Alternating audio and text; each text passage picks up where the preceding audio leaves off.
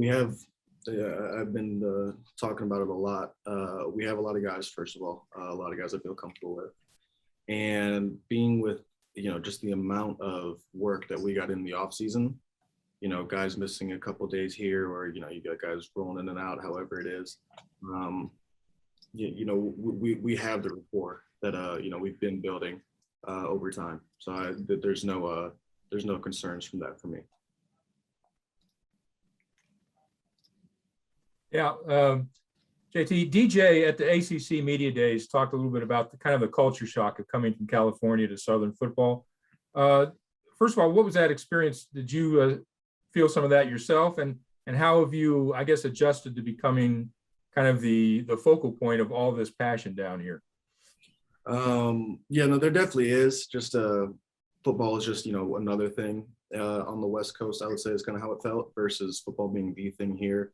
I remember driving in. It was the first thing I remember from being in Georgia. When my family and I drove from Atlanta airport to Athens, just seeing the Georgia flag flying, the Georgia Bulldog flag flying everywhere, and just really getting to experience what it's like, having football be such a main focal point and such a communal aspect. But for me, I've loved it since I've got here, and I still do. I've been vocal about how much I just really love being here, and the way that it functions. For me, it really wasn't much of an adjustment. That's how I've been my whole life. Okay, let's go to Mike Griffith, followed by Mark Schleybaugh. JT, two questions for you. One, just how big of a factor is a guy like John Fitzpatrick in the offense? And then two, just kind of your mental clock as far as a pass rush coming in, now adjusting to the ACC to now, or excuse me, the SEC to now. First with Fitz, Fitz and I are great friends, have been since I got here. And having a guy that's, where he's going to be, he knows all his assignments, he'll fix, something that you don't think about, but not everything comes in right from the sideline. Sometimes, there's a lot of variables in running an offense. And a guy like Fitz that always knows, what we're really trying to do is a guy plays a big role in fixing, the small mistakes or, miscommunications, having him, and of course, athletically, I think he's underrated in terms of what he can do as a pass catcher and as a blocker. I'm excited to see what Fitz will do this year. And then in terms of the mental clock, of course, there's an elite pass rush in the SEC, and with a team like Clemson, they're no different. I've always tried to get the ball out, get the ball in the right guy's hands. But yeah, as I've matured, I think I've gotten out quicker. JT, just your thoughts on Clemson's defense, obviously, regarded as having one of the top defensive lines in the country. What kind of challenges do they present to you guys? All around good, really elite defense. I think I respect the way they play up front, especially. I think they really get after it. They play hard. They're not just a talent team that, gets by on talent. They compete, they work, and they strain, and they do a great job of it. Just commands a lot of respect. I think all around defensively, they got players at every position. Everybody that plays on that defense belongs on that defense. And, they execute their game plan. They play hard and they strain. They're going to be a good challenge. Okay, let's go to Paul Newberry, followed by Mark Weiser. JT, how does it feel this year? Just more the comfort level, not like fighting for a job, not at a new school, not trying to learn a new system, with competing for a job where you sort of knew you had the job right from the outset. Yeah, everything you said makes you a lot more comfortable. Absolutely.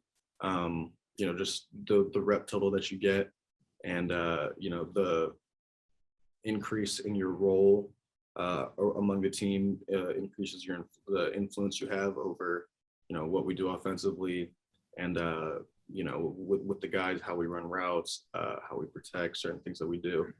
So for me, it's a pretty big difference in terms of how I feel coming into week one, and I think how the offense is going to feel and look coming into week one.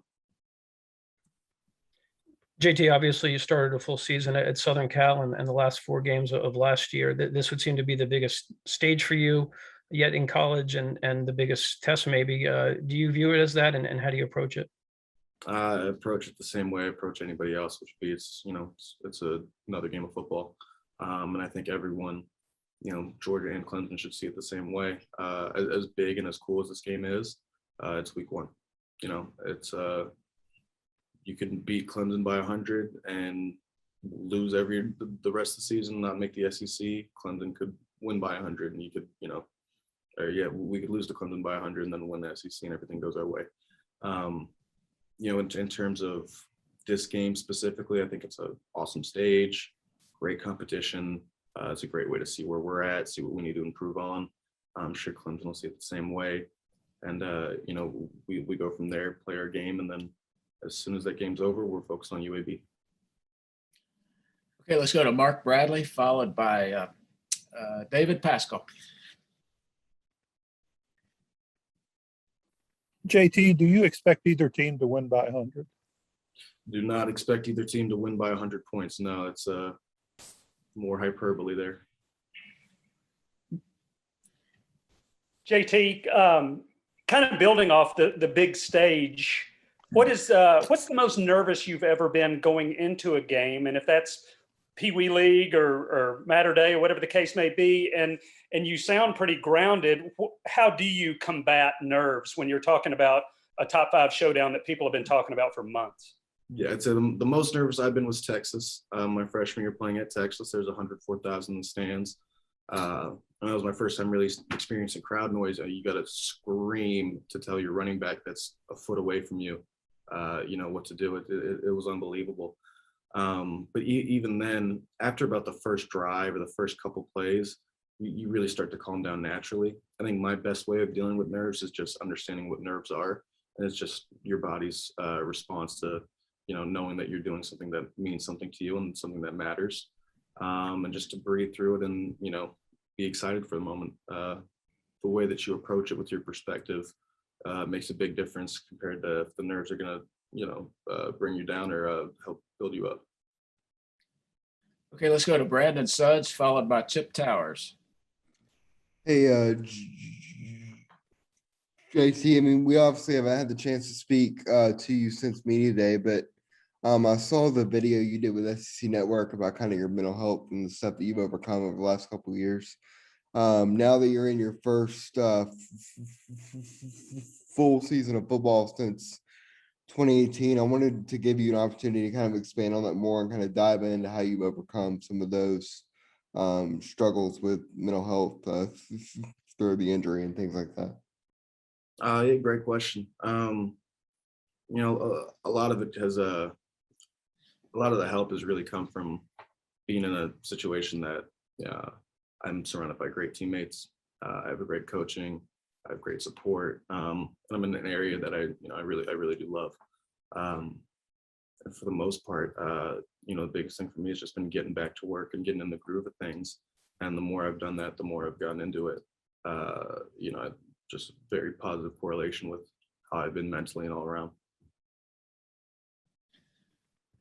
Yeah, JT, you've probably been mostly in the news the last month or so just for NIL deals and everything else. Obviously, a lot of recognition has come your way as well as monetary rewards and that kind of stuff. Is there any kind of, this is new to everybody, so is there any kind of additional pressure you feel like that comes with that, with the all the rewards? Good question. And no, absolutely not. I've been consistent with it since I've been asked about it. If a deal makes sense and it's not a time factor, and it's not going to take my attention away from anything that matters, we do it. And that's how I've been. That's how I'm going to continue to do it. We're really focused on football. And I was, when I said that June 1 is the start of football for me, June 1 is the start of football for me. I have good management. I think management is really handles pretty much the whole thing for me. If a deal made sense, then we signed it. And, I'm not focused on any of that anymore. Okay, we got time for one more question. And for that, we'll go to Gene Sapikoff. JT, what has Darian Kendrick brought to your team? And have you or will you get sort of any inside scouting report from him on Clemson? Really good question. I love DK. Since he's been here, me and him talk a lot of trash to each other in practice. We have a really good relationship. I really like him, and he's a really good ball player. And then I'll ask him whatever I can, whatever I see, based on technique and certain things that Clemson does. But really with DK, it's just awesome to have a really good competitor, really good ball player.